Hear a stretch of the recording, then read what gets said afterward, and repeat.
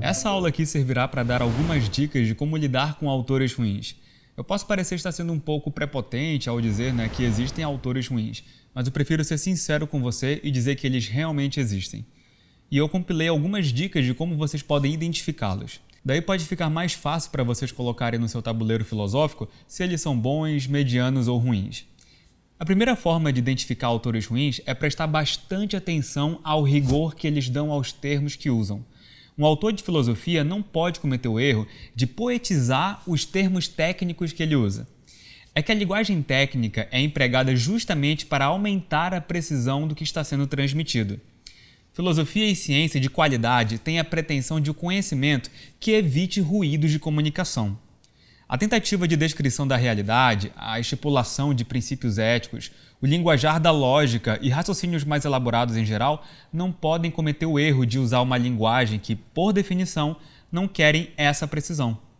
E assim é a linguagem poética, justamente por contrapor e associar imagens mentais, brincar com ambiguidades, usar neologismos literários, ou seja, criar novos termos e explorar os limites da linguagem, é que um autor sério não pode misturar as duas coisas.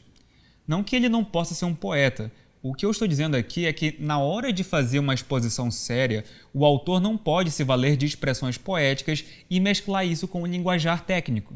Por exemplo, se o autor está fazendo uma exposição das várias posições filosóficas a respeito do amor, falando, por exemplo, que a definição de determinada tradição é esta ou aquela, que o filósofo X não acreditava que o amor fosse um universal no mundo das ideias platônico, ou então que os vocábulos gregos podem apontar para diferentes noções de amor, o expositor não pode, no meio do discurso, começar a bagunçar a explicação, dizendo algo como o amor é tudo isso mesmo e muito mais, pois o amor é infinito e abarca todas as definições, porque no final das contas o amor vence tudo. No amor não existe discordâncias, porque o amor vence a desunião. Perceba aí que há uma transição de postura indevida. Ao falar do assunto de forma científica e com pretensões de verdade, o autor não pode dar um salto e começar a confundir o leitor com uma linguagem poética. E é isso que eu chamo de poetizar a filosofia, isto é, de tentar explicar e aplicar termos e raciocínios filosóficos com lentes poéticas. Eu posso garantir a vocês que esse é um experimento fracassado. Fiquem muito atentos a autores assim.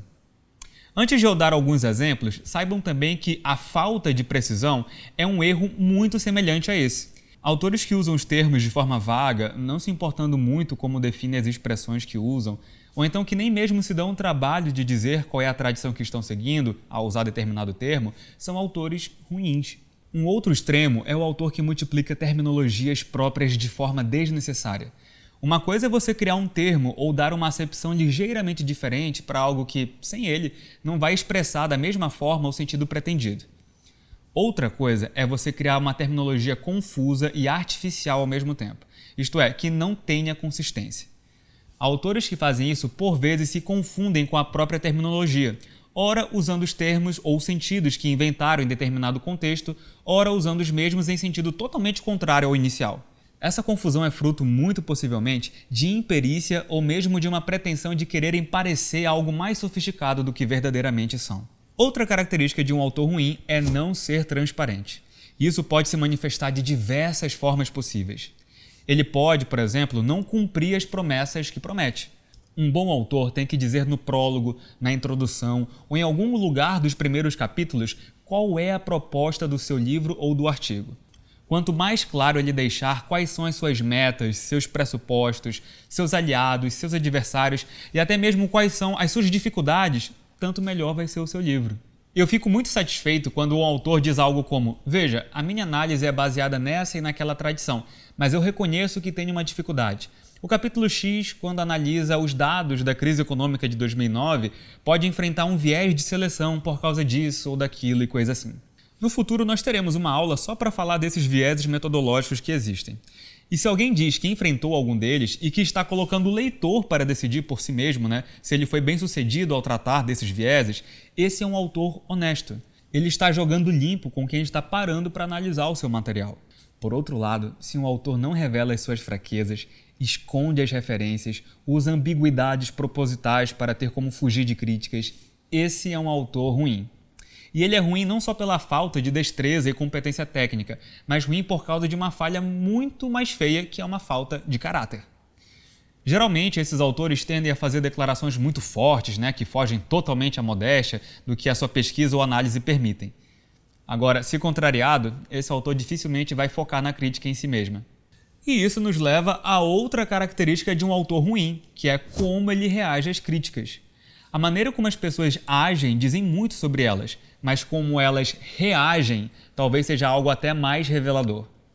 Nesse caso, a ação que esperamos de um autor ruim é que ele foque em questões secundárias e supérfluas. Com muita frequência, vemos autores ruins reagindo ao tom com que foi atacado, buscando falhas nos seus adversários para desviar a atenção da crítica feita do seu material para quem está criticando. É que muitas vezes ele sabe que não tem para onde correr e que está errado mesmo. Daí surgem aquelas falas como: mas quem que fulano pensa que é para atacar o meu livro? Ele nunca escreveu nada sobre o assunto. Ou então ele pode dizer alguma coisa assim: mas pera lá, fulano não leu os meus 4 livros anteriores, então ele não está em condições de criticar o meu material. Afinal de contas, eu sou PhD de Harvard e coisa assim. Como veremos em aulas mais para frente, essas são falas claramente falaciosas que, por vezes, confundem o mérito da questão com os próprios falantes.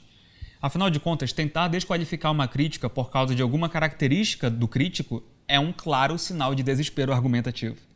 Bem, mas vamos avançar. Outra característica de um autor ruim é ele não ter senso de proporção.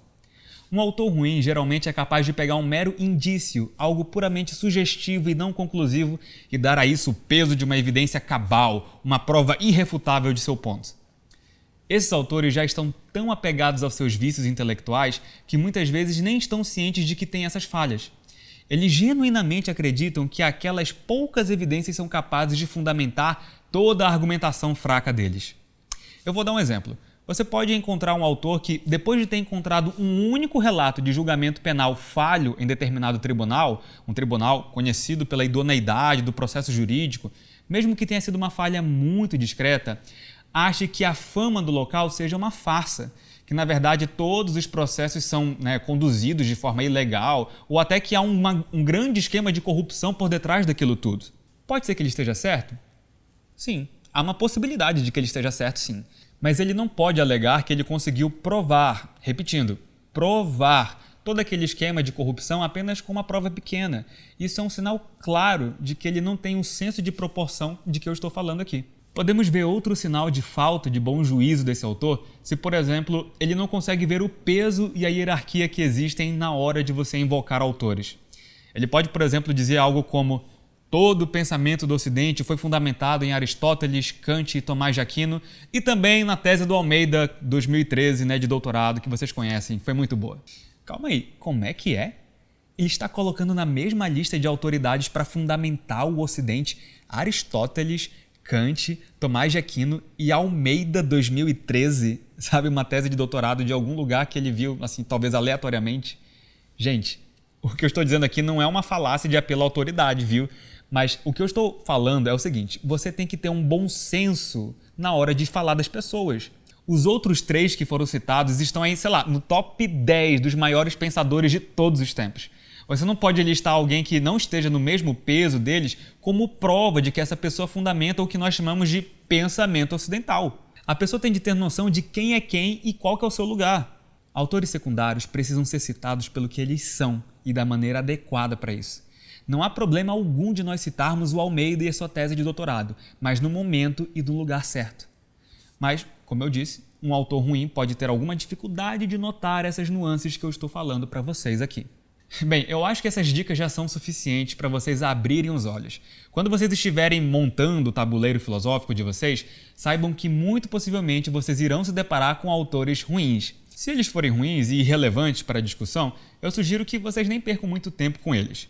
Se, porém, eles forem autores ruins, relevantes para o debate, o que algumas vezes acontece, então coloque-os no tabuleiro, mas deixe algumas anotações a respeito deles. Algo como nota número 1 sobre o autor X. No livro tal, ele dá mais peso à evidência Y do que deveria. No livro Z, ele comete a falácia naturalista no capítulo tal. Outro autor fez uma crítica a essa falácia cometida por ele no livro P, mas o autor X não se retratou. Ele manteve a sua posição falaciosa em edições posteriores e nos demais livros de sua obra. E aí você fecha, no caso, a sua nota explicativa. Fazer essa recapitulação com toda certeza irá ajudá-lo a ter mais fundamentação na hora de pensar qual é a sua opinião sobre determinado autor, livro ou assuntos em geral. Bem, se você gostou dessas aulas, não deixe de assistir às próximas para a gente completar o nosso curso, já começando o módulo número 2.